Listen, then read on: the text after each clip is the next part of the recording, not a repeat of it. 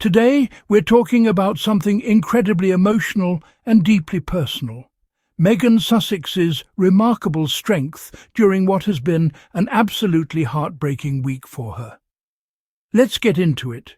You know what's truly remarkable? Meghan's grace under pressure.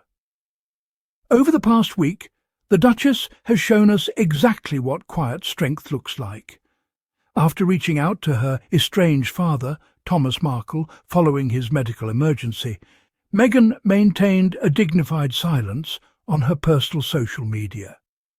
And in a world where everyone feels compelled to broadcast every emotion, every thought, every moment of their lives, that choice matters.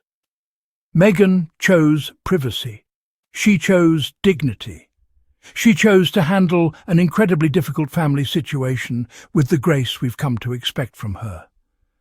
While Meghan was processing this emotional situation privately, her lifestyle business continued with its regular posting schedule. And honestly, that's professionalism. That's what it looks like when you're building a business while dealing with personal challenges. Meghan knows how to compartmentalize, how to keep things moving forward even when her personal life is in turmoil. Now, let me tell you about the update that really showed us where Meghan's headspace is. On Wednesday, it was revealed that Prince Harry had taken a solo trip to Aspen, Colorado. Before critics could spin their usual narratives about trouble in paradise, let's be clear about the facts. Harry was filling in for a friend at a polo tournament. A spokesperson for the Duke confirmed this, and it actually says a lot about the kind of man Harry is: loyal, dependable, and always there for the people he cares about. But here's where it gets genuinely touching. Despite everything Meghan was dealing with, the worry about her father, the emotional toll of trying to reach him, and the media circus surrounding it all, she took a moment to share a photo of her husband in action on the polo field. Her caption? Just 3 simple words. "Oh, hello there." Can we talk about how adorable that is? Even under a heavy emotional burden, Meghan still made space to show support for her husband, to share a playful, loving moment with the world. That caption was so quintessentially Meghan: warm, lightly flirty, and full of love. It reminds us that even in the darkest moments, Harry and Meghan have each other, and their bond remains strong. Now, let's address the reality of what Meghan has actually been dealing with this past week. Her father, Thomas Markle, who moved to the Philippines earlier this year, was rushed to the hospital after suffering a serious fall. The situation was dire. He required 2 surgeries and ultimately a leg amputation to save his life. It's hard to even imagine what that phone call must have been like for Meghan. Despite years of estrangement, despite the hurt and betrayal she has endured, this is still her father, the man who raised her and who was meant to walk her down the aisle at her wedding, before his own actions prevented that from happening. And what did Meghan do? She tried to reach out. She tried to do the compassionate human thing, because that's who Meghan is at her core. She leads with empathy. But this is where the story takes a turn that should anger anyone who believes in basic human decency. A spokesperson revealed that Meghan was having an exceedingly difficult time reaching her father. Why? Because there was a Daily Mail reporter stationed right next to him in the hospital. Let that sink in.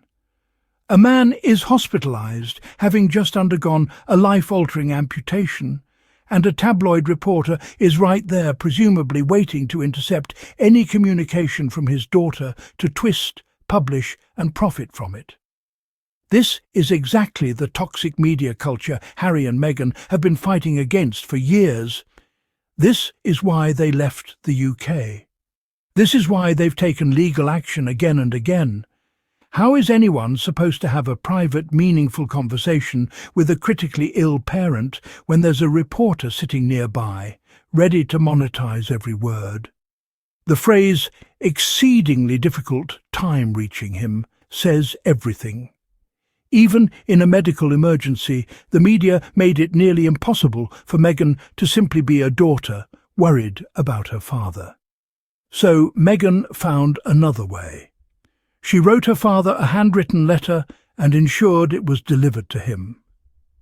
In an age where a text or email would be easier, she chose pen and paper. That choice speaks volumes. A handwritten letter is personal. It's intimate. It's something tangible, something that carries the physical presence of the person who wrote it. Meghan was clearly trying to preserve some measure of privacy and authenticity, communicating directly without a media filter, without tabloid interference.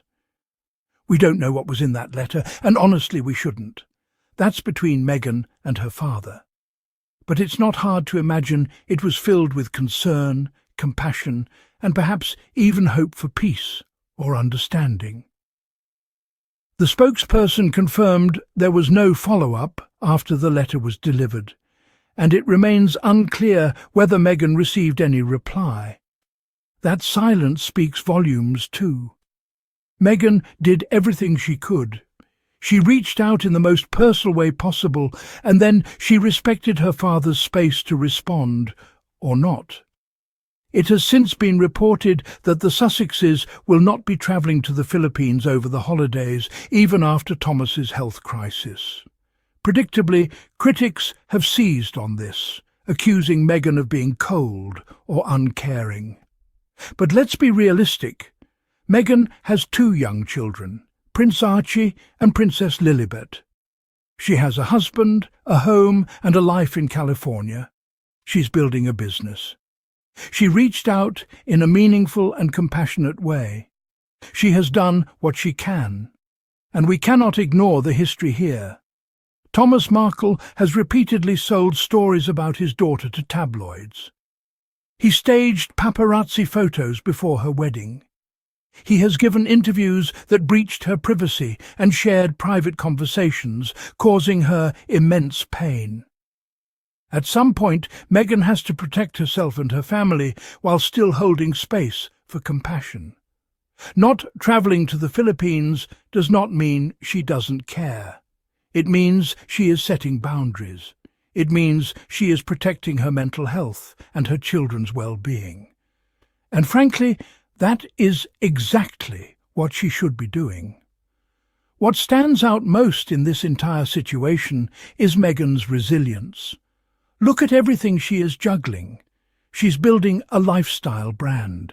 She's raising 2 young children. She's supporting her husband through his initiatives and ongoing legal battles. She's under constant media scrutiny. And now she's processing the complicated emotions of an estranged parent facing a life-threatening medical crisis. Yet she's still showing up. She's still sharing a light, loving moment about Harry. She's still keeping her work going.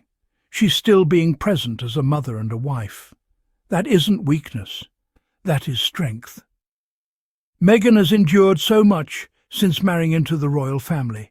Racism, relentless media harassment, family betrayal, and institutional gaslighting.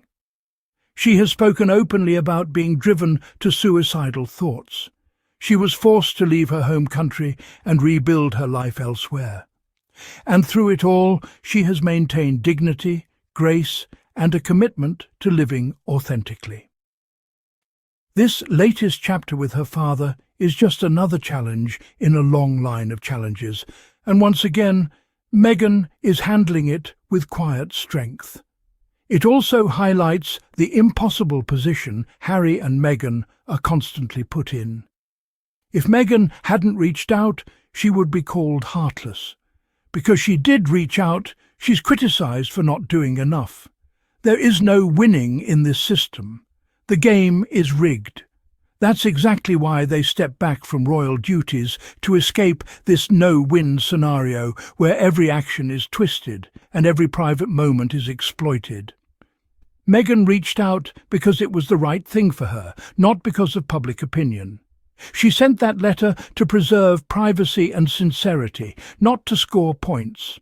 And now she's moving forward, focused on her family and her future. So there you have it. Meghan's first visible update after an incredibly emotional week, and what we see is a woman leading with compassion while also protecting herself and her family. She is showing us what it looks like to navigate impossible situations with grace. If you support Harry and Meghan and believe they deserve dignity and privacy, make sure you're subscribed to the channel. We're building a community here that sees through the tabloid noise and recognizes them for who they truly are. Thank you so much for watching.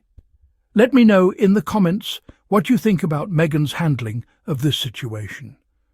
Are you Team Meghan? I definitely am. I'll see you in the next video. Until then, sending love and light to the Sussexes and to all of you.